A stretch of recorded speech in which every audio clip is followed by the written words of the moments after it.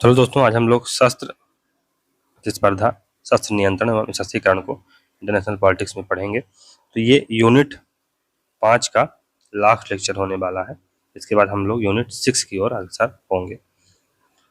तो इसमें arms race, arms control और डिसआर्मामेंट के बारे में पढ़ेंगे। हथियारों की दौड़, आर्म्स रेस। जब 2 या 2 से अधिक राज्य अपनी सैन्य क्षमता में वृद्धि करने के लिए हथियारों की प्रतिस्पर्धा करते हैं तो आर्म्स रेस कहलाती है। उदाहरण के लिए पहले विश्व युद्ध से पहले ब्रिटेन और जर्मनी के मध्य नौसेना शस्त्र प्रतिस्पर्धा थी, यानी नेवी आर्म्स रेस थी। शीत युद्ध काल में यूएसए और यूएसएसआर के मध्य न्यूक्लियर आर्म रेस थी। फिर हथियारों की दौड़ के कारण क्या होता है? सख्त संतुलन को अपने पक्ष में करना, आक्रामक व रक्षात्मक नीतियां, डिफेंसिव एवं ऑफेंसिव पॉलिसीज। सिक्योरिटी डायलेमा एक महत्वपूर्ण कारण होता है हथियारों की दौड़ के लिए। और डेवलपमेंट ऑफ डिटेरेंस, यानी अपरोध का विकास करना। आर्म्स कंट्रोल, तो ऐसी क्रियाविधि या समझौते या संधियां जिसके द्वारा भविष्य में हथियारों के निर्माण यानी प्रोडक्शन, वितरण यानी डिस्ट्रीब्यूशन व उपयोग को रोका जा सकता है। थॉमस सेलिंग के अनुसार शस्त्र नियंत्रण राज्यों का सैन्य सिद्धांतों तथा सैन्य तैयारियों में एक सामंजस्य है जो कि दूसरों को भी यह सामंजस्य बनाने के लिए राजी करता है, क्योंकि शस्त्रों का नियंत्रण सामूहिक हितों की बढ़ावा देता है तथा युद्धों के खतरों को कम करता है। सशस्त्रीकरण यानी डिसआर्मामेंट, सशस्त्रीकरण मौजूदा यानी वर्तमान में मौजूद हथियार पर नियंत्रण के लिए किया जाता है। सशस्त्रीकरण वर्तमान में मौजूद हथियारों पर नियंत्रण करने के लिए किया जाता है। सशस्त्रीकरण मौजूदा हथियारों पर नियंत्रण करने का प्रयत्न करना है। वहीं शस्त्र नियंत्रण हथियारों की दौड़ या मुकाबलेबाजी को रोकता है। घटाने या समाप्त करने की बात उन हथियारों के लिए नहीं कही जा सकती है जो भविष्य में विकसित होंगे। सशस्त्रीकरण भविष्य के हथियारों के नियंत्रण को अपने दायरे में नहीं समेटता है। इस नियंत्रण को शस्त्र नियंत्रण अर्थात आर्म्स कंट्रोल से व्यक्त किया जाता है। तो अगर भविष्य में कोई शस्त्रों के नियंत्रण की बात करी जाएगी तो उसे आर्म्स कंट्रोल के रूप में जाना जाएगा। डिसआर्मामेंट, जो वर्तमान में जो हथियार है उनमें कमी करने की बात से संबंधित है। बेसिकली बात ये है। सशस्त्रीकरण शब्द का उपभोग या उपयोग मौजूदा अस्त्रों के नियंत्रण के लिए किया जाता है। सशस्त्रीकरण शब्द का प्रयोग मौजूदा अस्त्रों के नियंत्रण के लिए किया जाता है। शस्त्र नियंत्रण या आर्म्स कंट्रोल शब्द भविष्य के हथियारों में नियंत्रण के लिए किया जाता है। तो अगर फ्यूचर में आर्म्स रेस को कम करनी है, आर्म्स रेस को कम करना है, आर्म्स रेस को खत्म करना है तो हमें भविष्य में आर्म्स कंट्रोल करना पड़ेगा। तो भविष्य में होने वाले हथियारों के नियंत्रण की बात करता है, जबकि निशस्त्रीकरण मौजूदा जो हथियार हैं उनके नियंत्रण की बात करता है। तो कोलंबस एवं वुल्फ ने अपने समग्र अर्थ में निशस्त्रीकरण विश्व में हथियारों का विनाश एवं सभी सशस्त्र सेनाओं की समाप्ति की मांग करता है। निशस्त्रीकरण कई प्रकार का होता है। तो एक गुणात्मक निशस्त्रीकरण होता है, यानी क्वालिटेटिव निशस्त्रीकरण, तो कुछ खास किस्म के हथियारों की रोकथाम में समाप्ति की जाती है। क्वांटिटेटिव, मात्रात्मक निशस्त्रीकरण, तो सभी वर्ग के हथियारों की मात्रा में कटौती की जाती है। क्वांटिटेटिव यानी मात्रात्मक निशस्त्रीकरण। फिर एक होता है कंप्रिहेंसिव निशस्त्रीकरण, यानी व्यापक निशस्त्रीकरण, तो इससे पूर्ण या संपूर्ण निशस्त्रीकरण कहा जाता है। सब वर्गों के सब हथियारों का निषेध, सब वर्गों के सब हथियारों का निषेध, ऐसी विश्व व्यवस्था लाना जिसमें युद्ध करने के सारे मानवीय एवं भौतिक संसाधन समाप्त कर दिए जाए। ऐसी विश्व व्यवस्था लाना जिसमें युद्ध करने के सारे मानवीय एवं भौतिक संसाधन समाप्त कर दिए जाए। समान निशस्त्रीकरण यानी जनरल आर्म्स कंट्रोल या जनरल डिसआर्मामेंट, इसमें सब या अधिकांश महाशक्तियां हिस्सा लेती हैं, पर आवश्यक नहीं है कि सब प्रकार के हथियारों का त्याग करें, जो कि वर्तमान में लागू। तो भले ही जो विश्व के सभी देश हैं वो आपस में कोलैबोरेशन करते हैं, लेकिन सभी प्रकार के वो हथियारों को कमी करने में वो पक्षधर नहीं। हथियारों का गुणात्मक या सीमा बंधन यानी qualitative limitation sir John Simon का है। गुणात्मक सीमाबंध यानी क्वालिटेटिव लिमिटेशन तात्पर्य यह है कि सीमा बंधन हथियारों की संख्या के आधार पर न होकर उनके प्रहारक या आक्रामक समझे जाने के आधार पर हो। संख्या के आधार पर नहीं, उनके वो कितने घातक हैं, कितने लीथल हैं, उसके आधार पर उनका कंट्रोल हो। निशस्त्रीकरण के 2 बुनियादी सिद्धांत हैं। आयुधों से युद्ध का जन्म होता है, यानी जो अगर आपके पास हथियार रहेंगे, आपके पास आर्म्स रहेंगे तो इससे युद्ध का जन्म होगा। क्यों? क्योंकि अगर आपने तलवार हाथ में ली है, किसी न किसी को तो आप मारेंगे, नहीं तो हथियार रखने की जरूरत ही क्या है। कहीं ना कहीं आपके इंटेंशन, आपके मन में चोर है तब ना आप तलवार लेके चल रहे हैं, पहली बात। दूसरी बात, सशस्त्रीकरण अंतर्राष्ट्रीय सुरक्षा बढ़ाता है। लेकिन अगर आपने तलवार को रख दिया है, नहीं हम तलवार का यूज नहीं करेंगे, हम किसी प्रकार के हथियार का उपयोग नहीं करेंगे, तो इससे अंतर्राष्ट्रीय सुरक्षा बढ़ेगी, हमारे समुदाय की सुरक्षा बढ़ेगी। क्विंसी राइट, निशस्त्रीकरण से संभवतः युद्ध अधिक होने की प्रवृत्ति पैदा होती है। अच्छा, ये क्या कहती हैं क्विंसी राइट, क्या कहते हैं, निशस्त्रीकरण से संभवतः युद्ध अधिक होने की प्रवृत्ति पैदा होती है। हेडले बोल, हथियारों की होड़ स्वयं ही तनाव की अभिव्यक्ति है, अतः निशस्त्रीकरण लाया जाए। सैमुअल मेलमैन ने हथियारों की होड़ के स्थान पर शांति की होड़, पीस रेस लगाई जाए, ऐसा बोलते हैं। एमेताई एटिजियोनी, अमेरिका के लिए सोवियत संघ के साथ हो रहे युद्ध में विजय प्राप्त करने का सबसे उत्तम तरीका यह है कि वह अल्प विकसित देशों के विकास कार्यक्रमों में मदद देने में सोवियत संघ के साथ प्रतियोगिता करे, यानी लोगों को विकसित होने में मदद करे। तो इससे ज्यादा कर पाएगा, विस्तार नहीं कर पाएगा, तो विस्तार अपने आप पीछे चला जाएगा। लंबे युद्ध के बाद वुड्रो विल्सन ने 14 सूत्र प्रस्तुत किए, जिसमें निशस्त्रीकरण का विषय शामिल था। 1921-22 में वाशिंगटन सम्मेलन में भी इसको लेकर प्रयास हुए, जिसमें ब्रिटेन, अमेरिका, फ्रांस, जापान व इटली ने एक समझौते पर हस्ताक्षर किया था। अर्नोल्ड टाइनवी क्या कहते हैं कि यदि निशस्त्रीकरण हो जाता है और सामाजिक परिवर्तन के लिए शांतिपूर्ण तरीके अपनाए जाते हैं तो मानव प्रगति में कोई शिथिलता नहीं आएगी। ट्रांस आर्मामेंट यानी आयुधांतरण, यह अवधारणा थियोडो एबर्ट की देन है। थियोडो एबर्ट की देन है। इसका तात्पर्य है सैनिक शक्ति द्वारा सुरक्षा, मिलिट्री डिफेंस सिक्योरिटी के स्थान पर अहिंसक प्रतिरक्षा व्यवस्था, नॉन वायलेंट डिफेंस सिस्टम लाया जाए। अहिंसक प्रतिरक्षा की व्याख्या को जीन शार्प ने तीसरा दृष्टिकोण कहा है। पहला निशस्त्रीकरण, दूसरा शस्त्र नियंत्रण और तीसरा है ट्रांस आर्मामेंट, यानी कि सैनिक शक्ति सुरक्षा के स्थान पर अहिंसक प्रतिरक्षा व्यवस्था, नॉन वायलेंट डिफेंस सिस्टम लाया जाएगा, हम वायलेंस नहीं करेंगे। निशस्त्रीकरण का नैतिक तर्क क्या है कि नैतिक भावनाओं की प्रेरणा से किया जाने वाला निशस्त्रीकरण पूर्ण निशस्त्रीकरण, टोटल डिसआर्मामेंट होगा। जो राष्ट्र युद्ध को सर्वथा अनुचित मानता है उसे एक पक्षीय निशस्त्रीकरण करना होगा, यूनिलैटरल डिसआर्मामेंट करना होगा। इसके लिए विभिन्न प्रक्रियाओं का प्रयोग किया जा सकता है। दूसरे राष्ट्रों के साथ समझौता करके क्रमिक निशस्त्रीकरण, दूसरा दूसरे राष्ट्रों से समझौता करके पूर्ण निशस्त्रीकरण, तीसरा केवल एक राष्ट्र द्वारा हथियारों को त्याग कर अपना पूर्ण निशस्त्रीकरण। निशस्त्रीकरण के नैतिक आधार का समर्थन लुई मकफर्ड ने किया है। परमाणु युद्ध का व्यवहारिकतावाद के आधार पर विरोध बर्टन रसल, स्टीफन किंग, हाल सी राइट मिल्स ने किया है। बर्टन रसल, सभ्यता पर परमाणु हथियारों की होड़ के बोझ का बुरा प्रभाव पड़ेगा और उस बोझ को युद्धोत्तर उपायों से हल्का करना चाहिए। रसल का मानना है कि निशस्त्रीकरण वार्ताओं के सफल परिणाम प्राप्त करने के लिए आवश्यक है कि राष्ट्रों में आपस में परस्पर विश्वास पैदा किया जाए और इस प्रकार विश्वास पैदा करने के लिए आवश्यक है कि राष्ट्र आपसी संबंध में गोपनीयता का परित्याग करते हैं, यानी काइंड ऑफ वो नहीं होना चाहिए, गोपनीयता नहीं होनी चाहिए। छुपा के आप कोई काम ना करो, खुले में करो ना यार, ये बात। स्टीफन किंग हाल, एक पक्षीय निशस्त्रीकरण अन्य के लिए अनुसरण का मार्ग प्रशस्त करेगा। तो अगर भारत एक पक्षीय निशस्त्रीकरण कर देता है तो सभी के लिए एक आदर्श बन जाएगा, सभी के लिए एक सेट है ना, एक पैटर्न सेट कर देगा भारत। हालांकि भारत ऐसा करेगा नहीं क्योंकि इसके बहुत सारे कॉम्प्लिकेशन हैं।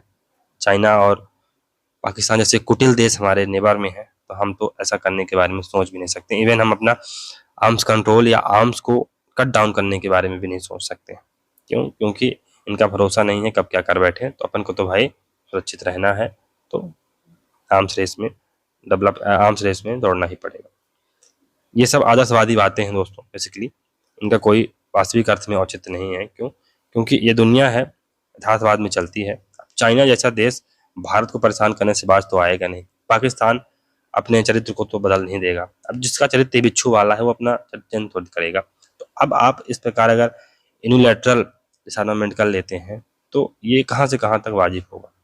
नेहरू जी की पॉलिसी को आप देख लीजिए, कहें कि कश्मीर का मुद्दा ले जाके यूनाइटेड नेशन में रख दिया और कश्मीर आज क्या स्थिति है। तो ये सब दक्कन-उसी बातें हैं, बस पढ़ने के लिए सब्जेक्ट बनाया गया है। एक तीसरा पर्सपेक्टिव है, रखने के लिए आदमी रख सकता है, बाकी इन सब चीज़ों का कोई महत्व तो है नहीं। क्यों? क्योंकि न्यूक्लियर वेपन के एज में आप लोग अब निशस्त्रीकरण, अगर एक भी न्यूक्लियर वेपन बच गया तो कहाँ से आप पूर्ण तरह निशस्त्रीकरण कर पाएंगे। एक भी बच गया तब भी तो पूरी दुनिया तबाह हो जाएगी। तो ठीक है, चलिए सी राइट में क्या बोलते हैं कि एक पक्ष निशस्त्रीकरण के मानवीय पहलू पर ये पल देते हैं। एक पक्षीय सशक्तिकरण का विचार अहिंसक प्रतिरक्षा के विचार के साथ जुड़ा हुआ है, नॉन वायलेंट डिफेंस से जुड़ा हुआ है, क्योंकि एक पक्षीय सशक्तिकरण करने वाले राष्ट्र को इस समस्या का समाधान करना होगा कि आक्रमण का मुकाबला कैसे किया जाए। तो वही बात है। विशिष्ट शब्दावली, तो परमाणु अप्रसार, non nuclear, nuclear non proliferation, परमाणु अप्रसार, न्यूक्लियर नॉन प्रोलिफरेशन, परमाणु हथियारों के प्रसार को रोकना।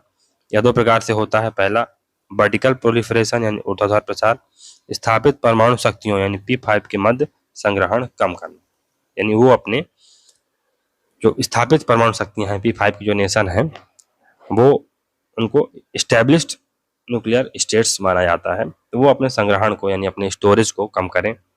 फिर हॉरिजॉन्टल प्रोलिफरेशन, अन्य राज्यकर्ताओं अदर स्टेट एक्टर को परमाणु हथियार प्राप्ति से रोकना। फॉर एग्जांपल एनपीटी नेशनल ये न्यूक्लियर प्रोलिफरेशन ट्रीटी है, जहां पर जो अन्य देश हैं उनको अदर एक्टर हैं उन्हें परमाणु हथियार प्राप्त करने से रोका जाता है P5 के अलावा। तो ये हॉरिजॉन्टल प्रोलिफरेशन की बात की जाती है, यानी आपको वर्टिकल भी रोकना है और हॉरिजॉन्टल भी रोकना है। तो वर्टिकल में P5 नेशंस के स्टोरेज को कम करना है, और जो हॉरिजॉन्टल है कोई अन्य देश न पाने पाए न्यूक्लियर हथियार। न्यूक्लियर क्लब, तो सुरक्षा परिषद के 5 स्थायी सदस्य इसमें शामिल हैं। P5 के अलावा भी अन्य राज्यकर्ता जो परमाणु शक्ति संपन्न हैं 4 अन्य देशों, फॉर एग्जाम्पल भारत, पाक, इजराइल, उत्तर कोरिया के पास भी परमाणु हथियार है, को भी परमाणु क्लब में शामिल किया जाता है। इजराइल अघोषित परमाणु हथियारों से संपन्न राष्ट्र, तो इजराइल ने घोषित नहीं किया है, लेकिन फिर भी ऐसा माना जाता है कि इजराइल के पास न्यूक्लियर वेपन है। प्रहार क्षमता यानी स्ट्राइक कैपेसिटी, तो फर्स्ट स्ट्राइक पहले प्रहार क्षमता, पहले परमाणु हमला करना, ये फर्स्ट स्ट्राइक कहलाता है। सेकंड स्ट्राइक परमाणु हमले के विरोध में हमला करना, यानी फर्स्ट यूज नहीं, तो ये सेकंड स्ट्राइक कहलाती है। बुश डॉक्ट्रिन 2001 में आता है, तो परमाणु हथियारों का विकास कर रहे, आतंकवाद को पनाह दे रहे दुष्ट राष्ट्रों यानी रोग स्टेट्स पर पहले हमला, फर्स्ट स्ट्राइक या प्रीएम्प्टिव मिलिट्री एक्शन लेना या सीधी कार्यवाही करना, ये बुश डॉक्ट्रिन था, जो कि अमेरिका जैसे देशों ने या अमेरिका ने पाकिस्तान या अफगानिस्तान जैसे देशों पर प्रीएम्प्टिव स्ट्राइक की थी। परमाणु छतरी, तो ये न्यूक्लियर अम्ब्रेला है बेसिकली। सभी राष्ट्र परमाणु हथियार संपन्न नहीं होते हैं। परमाणु हथियार संपन्न राष्ट्र परमाणु हथियारों से असंपन्न राष्ट्रों की सहायता देने का वादा करते हैं, इसे न्यूक्लियर अम्ब्रेला कहा जाता है। कभी कभी परमाणु संपन्न राष्ट्र इस दावे से पीछे भी हट जाते हैं। तो यूएसए एवं यूएसएसआर द्वारा गैर परमाणु देशों को परमाणु सुविधा उपलब्ध कराना, तो यूएसए द्वारा पश्चिमी यूरोप या यूएसएसआर द्वारा पूर्वी यूरोप को परमाणु छतरी उपलब्ध करवाई गई है। हालांकि जो यूएसए है इसने पश्चिमी यूरोप एंड वेस्टर्न यूरोप को भी, साथ साथ जापान को भी न्यूक्लियर अम्ब्रेला दे रखा है। न्यूक्लियर डायड, तो वह स्थिति जहां दोनों राष्ट्र परमाणु हथियारों से संपन्न, nuclear dyad. Tactical nuclear weapon क्या होते हैं, तो परमाणु हथियारों को युद्ध के लिए डिजाइन करना तथा उन्हें युद्ध के क्षेत्र में इस्तेमाल करना। परमाणु हथियारों का युद्ध में यूज करने से परहेज नहीं किया जाता है इसमें टैक्टिकल न्यूक्लियर वेपन में। तो ऐसे मतलब बहुत हल्के या कि टैक्टिकली जो साउंड हो ऐसे हथियारों को, जो कि युद्ध के लिए बेसिकली डिजाइन किए जाएं, ऐसे हथियारों को इंस्टॉल करना। फिर पॉलिटिकल न्यूक्लियर वेपन, युद्ध में परमाणु हथियारों का प्रयोग न करना ही उन हथियारों का उपयोग है। युद्ध में परमाणु हथियारों का प्रयोग न करना ही उन हथियारों का प्रयोग है। परमाणु हथियारों को विकास केवल राजनीतिक क्षेत्र की स्थिति बढ़ाने और शक्ति बढ़ाने के लिए किया जाता है, प्रयोग के लिए नहीं। तो न्यूक्लियर डायड में क्या शामिल है, जहां दोनों राष्ट्र परमाणु हथियारों से संपन्न होते हैं। तो पॉलिटिकल न्यूक्लियर वेपन में बेसिकली जैसे भारत है या पाकिस्तान है, तो ये अगर एक्चुअल रूप में इसका उपयोग ना करें तो इसको क्या कहा जाएगा, अगर और अपने न्यूक्लियर प्रोलिफरेशन कर रहे हैं, बढ़ा रहे हैं न्यूक्लियर क्षमता को, तो अपनी जो पॉलिटिकल स्थिति है, अपनी जो राजनीतिक स्थिति है उसकी और उसकी क्षमता को बढ़ाने के लिए बेसिकली उसका संवर्धन कर रहे हैं। फिर वेपन ऑफ मास डिस्ट्रक्शन, जनसंहारक हथियार या सामूहिक विनाश के हथियार। तो वेपन ऑफ मास डिस्ट्रक्शन में आणविक, जैविक तथा रासायनिक हथियार शामिल हैं। एटॉमिक, बायोलॉजिकल एवं केमिकल वेपन शामिल हैं। 1948 में यूएनओ ने परमाणु हथियारों को वेपन ऑफ मास डिस्ट्रक्शन कहा है, परमाणु हथियारों। फिर एक एजेंसी है इंटरनेशनल एटॉमिक एनर्जी एजेंसी, ये 1957 में बनती है। इंटरनेशनल एटॉमिक एनर्जी एजेंसी 1957 बनती है। इसका मुख्यालय वियना, ऑस्ट्रिया में है। यूएनओ की यह एजेंसी आणविक ऊर्जा के शांतिपूर्ण प्रयोग को बढ़ावा देती है। यानी peaceful use of nuclear weapon, या sorry peaceful use of nuclear energy. For example जो परमाणु ऊर्जा बनाई जाती है जिससे बिजली वगैरह उत्पन्न की जाती है, तो ये पीसफुल यूज है। वर्तमान में इसकी सदस्य संख्या 172। शांति लाभांश पीस डिविडेंड, सुपर पावर द्वारा सैन्य एवं हथियारों पर खर्चा न करके आर्थिक एवं सामाजिक कार्यों पर खर्चा करना। शीत युद्ध के बाद इसका प्रयोग बंदूक बनाम माखन के लिए किया गया। तो बेसिकली पीस डिविडेंड क्या है कि आप, जैसे भारत और पाकिस्तान के बारे में कहा जाता है कि भारत और पाकिस्तान के बीच पीस का डिविडेंड बहुत ज़्यादा होगा अगर ये दोनों देश आपस में जो संघर्ष है उसको छोड़कर केवल और केवल आर्थिक और सामाजिक विकास पर ध्यान दें, तो इन देशों का पीस डिविडेंड बहुत होगा। और एक समय ऐसा आ सकता है कि जो साउथ एशिया है विश्व में सबसे डेवलप्ड रीजन बन जाए, क्योंकि इतना इंटीग्रेटेड है, इतना है ना रिसोर्स रिच है कि ये one of the most developed region हो सकता है वर्ल्ड का। लेकिन फिर भी पॉपुलेशन नहीं है तो सब गड़बड़। फिर परमाणु नैतिकता या न्यूक्लियर इथिक्स, तो इसके प्रतिपादक हैं जोसेफ नाई। तो परमाणु अपरोध के तहत नाई ने जस्ट वार के लिए परमाणु नैतिकता व जस्ट इन वेलो का विचार दिया, जिसके तहत केवल आत्मरक्षा हेतु परमाणु हथियारों का प्रयोग, बेकसूरों को हानि न पहुंचाना, इन हथियारों को कम करना आदि शर्तें हैं। जोसेफ नाई ने परमाणु निरोध की नीति को व्यापक न्यायपूर्ण युद्ध परंपरा के साथ समेटने का प्रयास किया है, जिसमें परमाणु नैतिकता के 5 सिद्धांत वाक्य 5 मैक्सिम्स ऑफ न्यूक्लियर इथिक्स। पहला, न्यूक्लियर डिटरेंट यानी परमाणु प्रतिरोध का एकमात्र कारण है आत्मरक्षा, सेल्फ डिफेंस। फिर परमाणु हथियारों को कभी भी समान हथियार नहीं माना जाना चाहिए। दूसरा है, तीसरा, किसी भी परमाणु रणनीति का उद्देश्य निर्देशों को कम से कम नुकसान पहुंचाना होना चाहिए। चौथा, हमें निकट अवधि के युद्धों के जोखिमों को कम करने के लिए काम करना चाहिए। पांचवा, हमें लंबी अवधि में परमाणु हथियारों पर निर्भरता को कम करना चाहिए। परमाणु आतंकवाद अभिसमय, ये 2005 में यूएन द्वारा परमाणु आतंकवाद रोकने का अभिसमय 2005 में आता है। ये परमाणु सुरक्षा सम्मेलन, न्यूक्लियर सिक्योरिटी समिट, तो राष्ट्रपति बराक ओबामा द्वारा परमाणु सुरक्षा सम्मेलन में ग्लोबल जीरो की बात कही।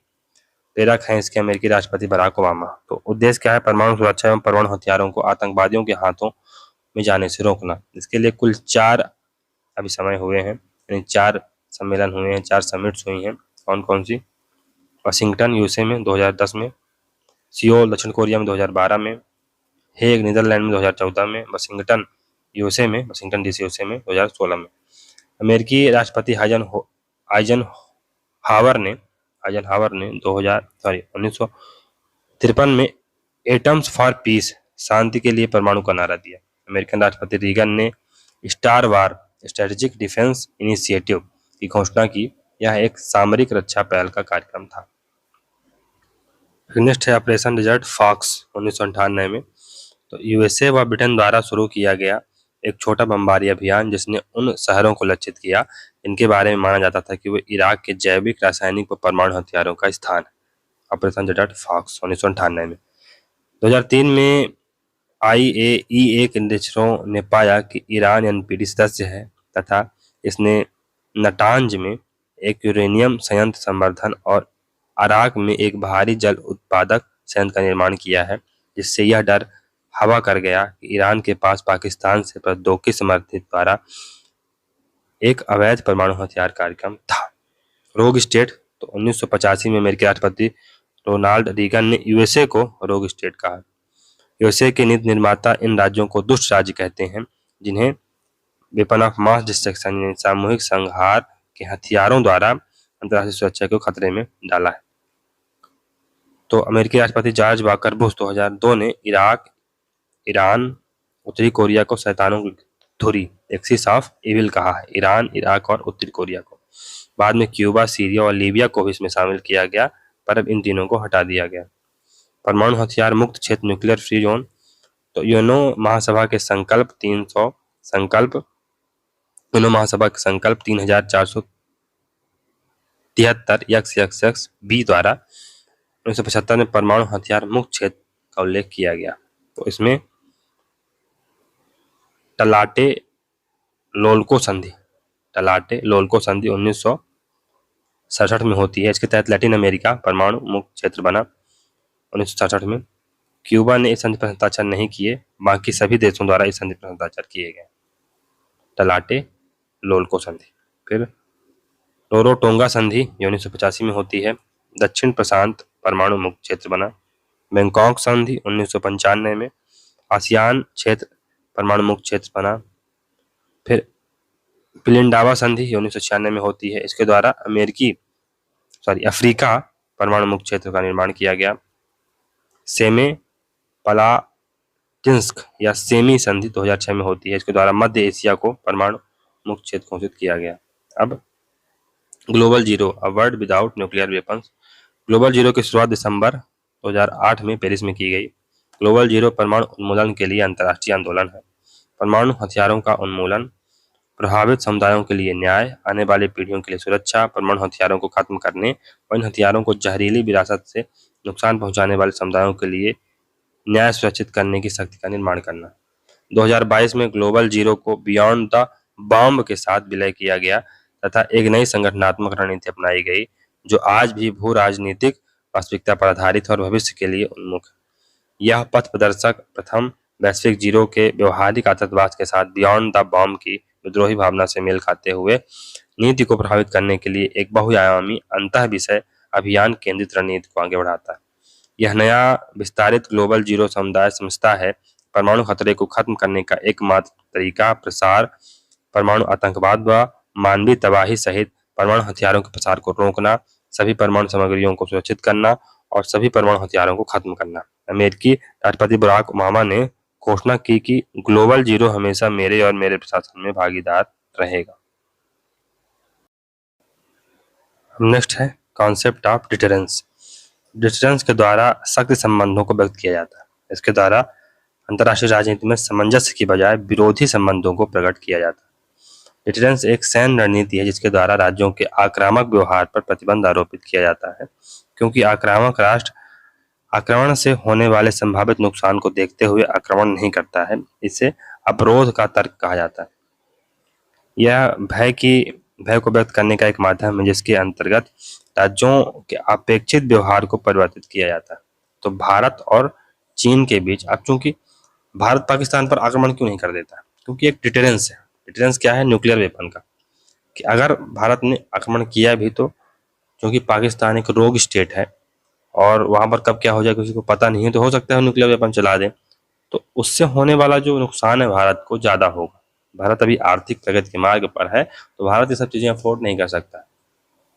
डिटरेंस एक ऐसी स्थिति है जिसमें राज्यों के समक्ष युद्ध की परिस्थितियां उत्पन्न हो जाने के बावजूद किसी भय के कारण राज्य युद्ध नहीं करते हैं और युद्ध टल जाता है। यानी युद्ध की परिस्थितियां उत्पन्न हो गई, लेकिन जैसे 2002 में जब संसद पर हमला हुआ तो भारत ने ऑपरेशन पराक्रम स्टार्ट किया, है ना। तो युद्ध की परिस्थितियां पूरी तरह से भारत ने मोबिलाइजेशन कर दिया बॉर्डर पर पूरी सेना का। युद्ध की परिस्थितियां बिल्कुल तैयार थी कि भारत किसी भी वक्त आक्रमण कर सकता है, लेकिन फिर भी युद्ध नहीं हुआ, युद्ध टल जाता है। डर का यह भाव राज्यों को कृत्यों को करने से रोकता है। राज्य को नीतिगत कार्य करना चाहता है जो वह नहीं कर पाता है। तो राज्य जो नीतिगत कार्य, यानी जैसे भारत 2002 में आक्रमण करना चाहता था, पाकिस्तान को सबक सिखाना चाहता था, लेकिन वो नहीं कर पाता, तो एक डिटरेंस है। राज्यों में डर की यह भावना रहती है कि अगर दुश्मन राष्ट्र को खत्म करने के प्रयासों द्वारा युद्ध किया जाए और इसके बावजूद भी दुश्मन राष्ट्र के पास आक्रमणकर्ता राज्य को नष्ट करने के न्यूक्लियर हथियार शेष रह जाएं तो परिणाम भयावह हो। हम इवन ऑल आउट वार में चले जाएं पाकिस्तान के साथ, पाकिस्तान को खत्म ही कर देगा, लेकिन फिर भी अगर एक न्यूक्लियर वेपन बच गया उसके पास तो कितना नुकसान भारत कर सकता है, ये सोचा भी नहीं जा सकता है। डिटरेंस की अवधारणा दो सिद्धांतों पर आधारित है, अर्थात राज्यों के युद्ध न करने के पीछे दो भय होते हैं जिनके कारण राज्य युद्ध नहीं करते हैं। पहला डिटरेंस, तो पहला है पनिशमेंट, दूसरा है डिनायल, इनकार। डिटरेंस में दो तत्व हैं, पहला पनिशमेंट, दूसरा डिनायल। पनिशमेंट क्या है कि राज्य सजा के भय से युद्ध नहीं करते, राज्य सामने वाले राज्य के द्वारा की जाने वाली प्रतिक्रिया के प्रति आशंकित होते हैं तथा उस प्रतिक्रिया की कीमत कहीं ज्यादा हो सकती है। तो फॉर एग्जाम्पल, भारत ने पाकिस्तान पर आक्रमण कर दिया, पाकिस्तान ने प्रतिक्रिया की और न्यूक्लियर वेपन छोड़ दिया, तो उस प्रतिक्रिया की कीमत कितनी होगी? बहुत ज्यादा हो सकती है। पूरा का पूरा भारत एक प्रकार से स्ट्राइक करेगा, भले भारत दूसरी स्ट्राइक करेगी, लेकिन एक बार तो भारत के बड़े बड़े शहरों को नुकसान ही पहुंचा ही सकता है ना। राज्यों में ऐसा भय स्थापित किया जाता है कि वे युद्ध करने के बारे में सोचते ही नहीं है। ये कार्य सैन्य रणनीतियों द्वारा स्थापित प्रतिस्थापित किया जाता है। तो ये कार्य सैन्य रणनीतियों द्वारा प्रतिस्थापित किया जाता है। फिर डिनायर, दुश्मन राष्ट्र द्वारा युद्ध से पहले ही घोषित कर देना कि जिन उद्देश्यों की पूर्ति के लिए युद्ध किया जा रहा है उन उद्देश्यों की पूर्ति इस युद्ध से संभव नहीं।